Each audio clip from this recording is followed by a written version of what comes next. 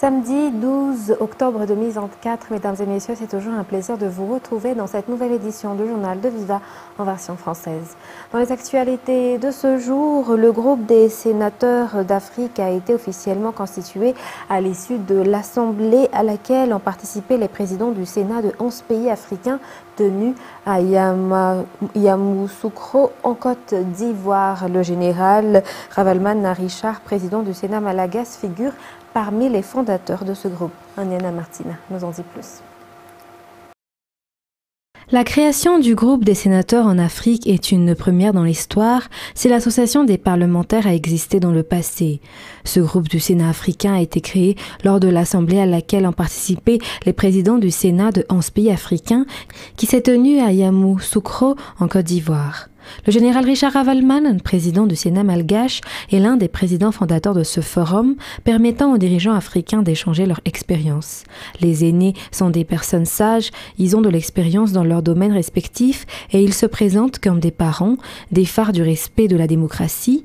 Tous les aînés entretiennent de bonnes relations comme des frères, même si certains n'ont pas les mêmes principes politiques dans l'institution, car les intérêts du pays sont primordiaux, a déclaré le président du Sénat malgache lors de son discours. L'objectif du président du Sénat est de renforcer la diplomatie parlementaire en aidant le pouvoir exécutif dans la mise en œuvre du développement du pays, en reliant les communautés régionales décentralisées des différents pays africains et aussi comme forum pour les aînés pour prévenir et pour résoudre les problèmes politiques afin qu'il n'y ait pas de recours à la force et au renversement d'un État démocratique comme cela s'est produit en Afrique ces derniers temps. Kandia Kamisoko Kamara, qui est la présidente du Sénat ivoirien, a été élue première présidente du groupe des Sénats d'Afrique qui a son siège à Yamoussoukro en Côte d'Ivoire.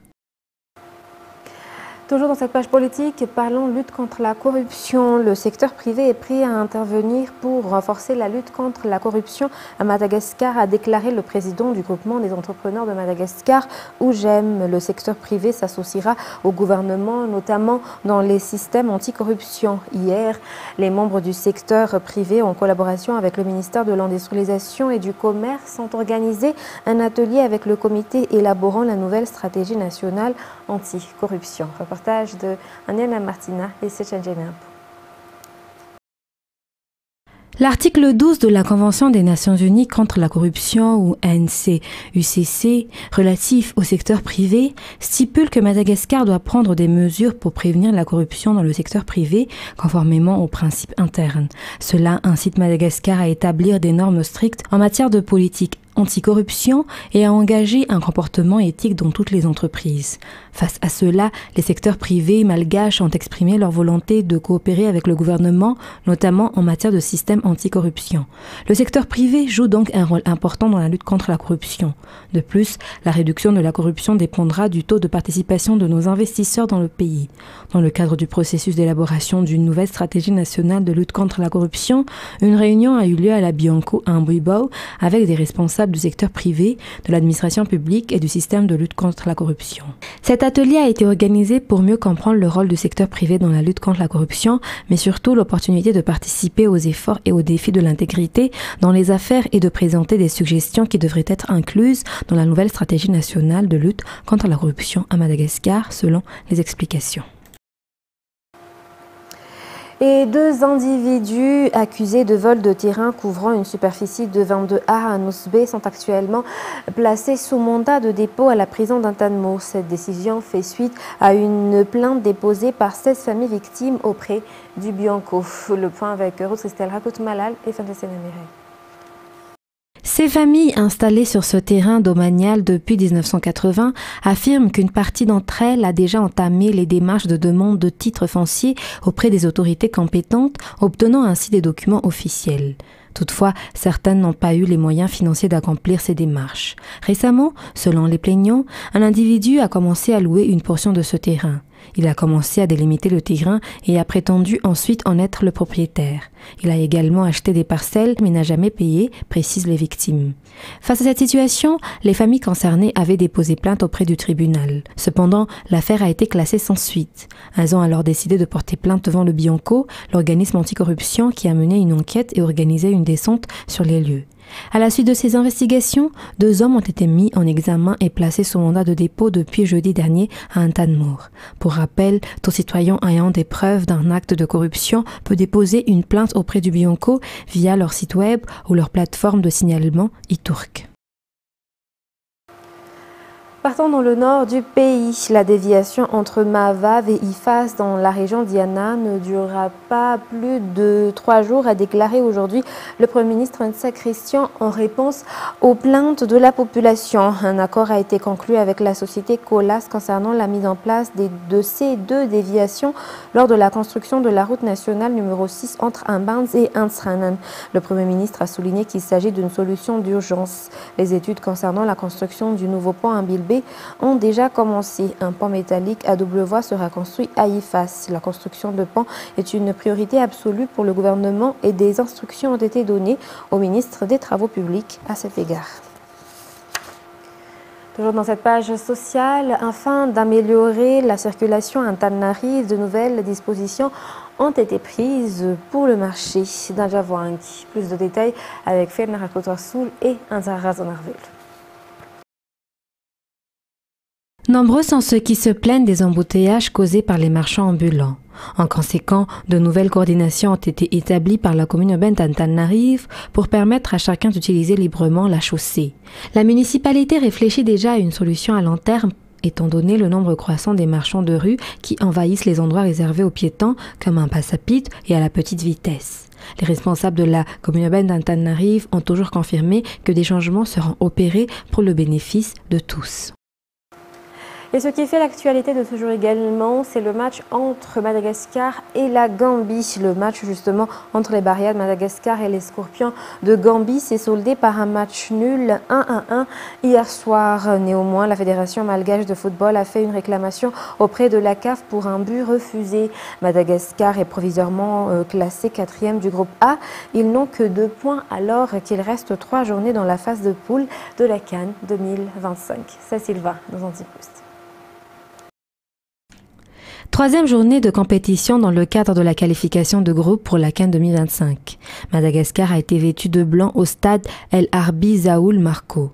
Dès le début, les Malagasy ont maîtrisé le match, mais ils n'ont pas pu marquer que dans le temps additionnel de la première période, à la 47e minute, grâce à un tir de Clément Couturier.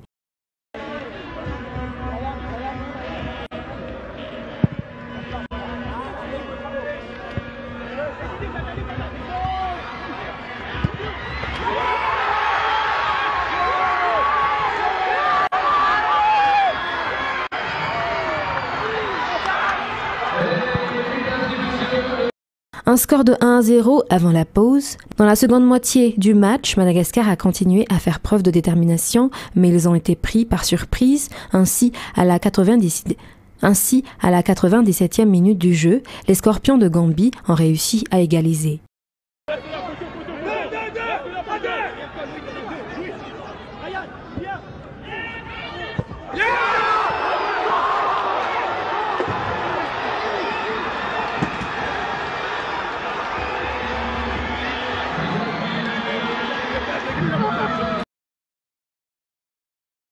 L'entraîneur Roro semble désemparé, mais les Barrières n'ont pas baissé les bras et lors de la dernière attaque, les Malagasy ont obtenu un coup franc et suite à un cafouillage dans la surface de réparation, ils ont marqué.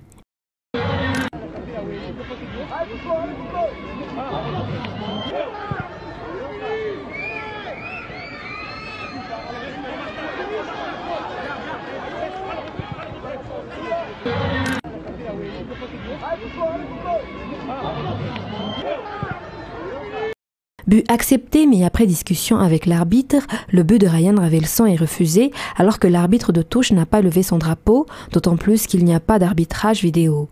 L'arbitre a déclaré qu'il avait main.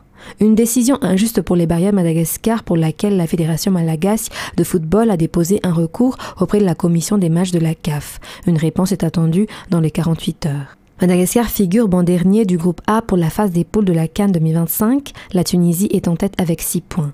Les Comores sont 2e, ils comptent 5 points, sortie victorieuse lors de la 3e journée hier face aux Aigles de Carthage. Les Barrières et les Scorpions ont chacun 2 points. Les Barrières de Madagascar ont encore 3 matchs pour se rattraper et accéder à la CAN. Notre prochain match aura lieu lundi prochain. C'est le match retour contre la Gambie qui débutera à 17h. Page culturelle de ce jour, le concert de Dadju et Taïk a résonné dans tout le stade Barham à Masn hier soir. Un concert d'envergure internationale qui a duré 2 heures dans le cadre de la promotion de leur album commun Héritage. Les fans se disent satisfaits du show. Reportage sur les images de Kevin Ravonerson. Les 2 artistes internationaux sont montés sur scène vers 21h30, un moment tant attendu par les fans malagasy. Ils ont commencé leur show par les chansons de l'album Héritage avant de poursuivre chacun par des titres de leurs chansons.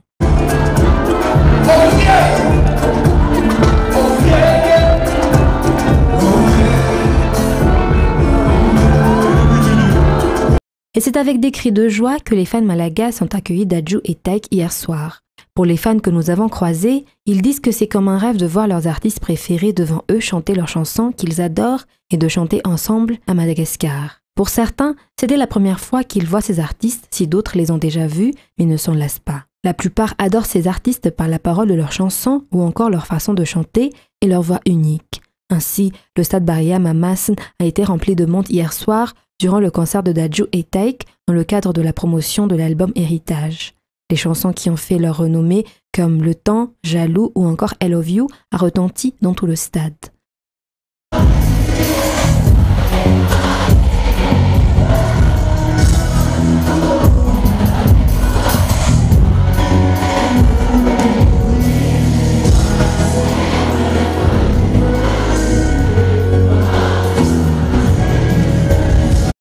Le concert de Dadju et Taïk a duré 2 heures non-stop. Ces 2 artistes internationaux disent vouloir revenir dans le pays l'année prochaine.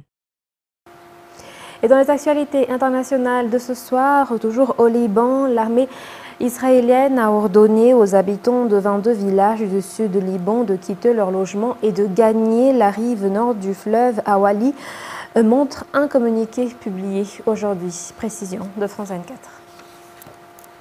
Baalbek, dans l'est du Liban, a subi la nuit dernière des frappes israéliennes. En périphérie de la ville, ces immeubles résidentiels sont complètement détruits. Alors qu'Israël célèbre Yom Kippour, la plus importante des fêtes juives, son armée poursuit ses combats contre le Hezbollah dans tout le Liban. Le porte-parole arabophone de Tsahal appelle les Libanais à évacuer 22 villages dans le sud du territoire, après des tirs revendiqués par le Parti de Dieu sur le nord d'Israël. Pour votre propre protection, ne retournez pas chez vous jusqu'à nouvel ordre. Ne vous dirigez pas vers le sud. Quiconque se dirige vers le sud risque de mettre sa vie en danger. Le sud du territoire, où 3 bases de la force intérimaire des Nations Unies au Liban ont été visées par des tirs israéliens ces derniers jours, faisant 4 blessés parmi les casques bleus et suscitant de vives condamnations de la part de la communauté internationale. Ils ont ouvert le feu sur plus d'un poste d'observation à l'intérieur du quartier général de Nakoura. C'est un endroit très connu, c'est la plus grande base. Comment cela pourrait-il être une erreur de la part de l'armée qui est très bien préparée et qui sait ce qu'elle fait? À Beyrouth, sur le site de la frappe la plus meurtrière depuis le début de la guerre, c'était la cohue ce samedi pour accueillir le président du Parlement iranien, venu dénoncer les crimes d'Israël devant les décombres. La visite de Mohammad Barer Ghalibaf intervient une semaine après celle du chef de la diplomatie iranienne à Beyrouth. Le régime de Téhéran, allié du Hezbollah, plaide pour un cessez-le-feu simultané au Liban et dans la bande de Gaza.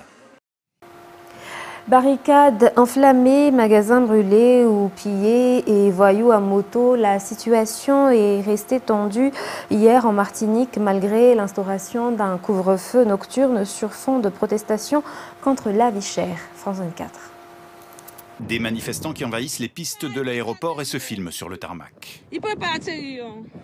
Certains s'en prennent aux installations, obligeant l'aéroport international de Martinique à fermer. Vol dérouté vers l'île voisine de la Guadeloupe. Au total, 8 personnes sont interpellées hier après-midi. Pendant qu'à l'extérieur, les affrontements avec les forces de l'ordre se poursuivent. Et au milieu de ce chaos, des passagers qui tentent de se frayer un chemin. Mais à la nuit tombée, la tension monte encore d'un cran.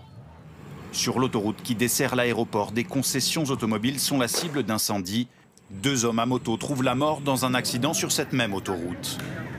Un nouveau pic de violence dans le mouvement de protestation contre la vie chère sur l'île qui a débuté en septembre dernier avec des manifestants très déterminés.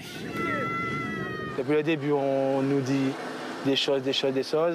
Ça se discute, il n'y a rien qui ressort de bien et au final, ça a craqué, ça a pété. On ira jusqu'au bout, jusqu'au bout des choses. Il faut leur dire ça. Ici, on est chez nous. Voilà, exactement. Ici, on est chez nous. Vu du ciel, les dommages sont considérables. Cet hypermarché a été incendié dans la nuit de mercredi à jeudi. On constate les dégâts, on prend la mesure des choses et qui semble être catastrophique. C'est vraiment de l'émotion. Parce que là, c'est une douzaine d'employés qui se retrouvent en chômage technique. Pour faire face à ces violences, le préfet a imposé un couvre-feu de 21h à 5h du matin. Il sera reconduit jusqu'à lundi, mais il reste très difficile à faire respecter. Volodymyr Zelensky a dit hier viser une fin de la guerre en 2025 en bouclant une tournée européenne à Berlin où il a obtenu la promesse que l'aide allemande ne faiblirait pas au moment où Kiev peine sur le front face aux troupes russes. 124. À Berlin, Volodymyr Zelensky s'entretient avec Olaf Scholz. Le chancelier allemand l'assure, le soutien de Berlin à l'Ukraine ne faiblira pas. La recherche d'une paix juste et durable pour l'Ukraine reste le principe directeur de notre action commune. Nous n'accepterons pas une paix dictée par la Russie. Malgré les demandes répétées du président ukrainien, l'Allemagne refuse de livrer des missiles de longue portée à Kiev. Dans son budget 2025, la coalition au pouvoir a également réduit de moitié l'enveloppe d'aide militaire au pays à 4 milliards d'euros. Une somme en dessous de laquelle Berlin ne descendra pas, a promis Olaf Scholz. Jeudi, Volodymyr Zelensky s'était rendu au Royaume-Uni, en France et en Italie. L'objectif de cette tournée européenne express, présenter son plan de la victoire visant à mettre fin à la guerre contre la Russie dans les prochains mois, selon lui. J'aimerais que cela arrive au plus tard l'année prochaine, en 2025, et que l'agression ne soit pas répétée. Pour y parvenir, Kiev demande notamment à ses partenaires occidentaux de lui permettre d'attaquer le territoire russe avec leurs armes, une possibilité pour l'instant rejetée par les États-Unis et le Royaume-Uni. Dans le même temps, l'armée russe gagne du terrain dans l'est de l'Ukraine, où elle frappe des infrastructures énergétiques à l'approche de l'hiver. Mesdames et messieurs, ce journal touche à sa fin. Nous vous remercions de votre fidélité. Restez avec nous. Dans quelques instants, vous allez suivre votre film Rebel Ridge. Sur ce, très bonne soirée et très bonne continuation sur Viva. Au revoir.